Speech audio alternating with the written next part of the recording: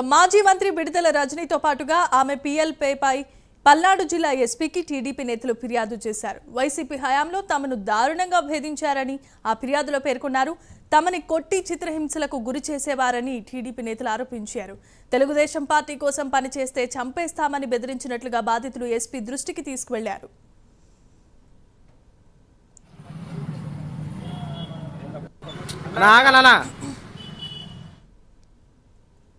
మంత్రి విడుదల రజని ఆ రోజున 2019లో పనిచేసిన సిఐ సూర్యనారాయణ వాళ్ళ మంత్రి పిఏలు ఇద్దరు రామకృష్ణ ఫణేంద్ర కుమార్ మీద ఈరోజు ఎస్పీ గారికి కంప్లైంట్ ఇవ్వడం జరిగింది.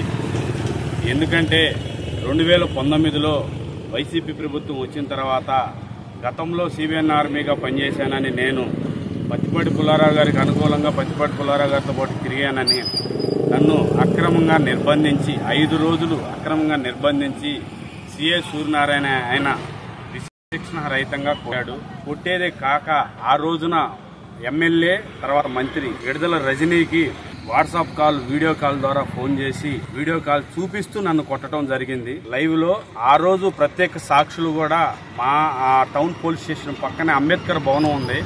ఆ భవనంలో మాలమహానాయుడు కమిటీ వేస్తున్నారు. ఆ కమిటీలో కనీసం మినిమం 100 మంది పైన ఉంటారు. ఆ కమిటీ సభ్యులు కూడా సాక్ష్యమే.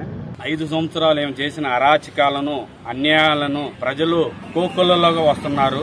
వీళ్ళ అన్యాయం తట్టుకోలేక వీళ్ళను ప్రజల్ని మోసం చేసి 6 నెలల ముందు చిలకలూరుపేట నియోజకవర్గాన్ని వదిలిపెట్టి పారిపోయిన ఘనత విడుదల రజనీది.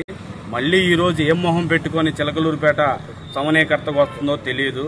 ప్రజలైతే చిలకలూరుపేటలో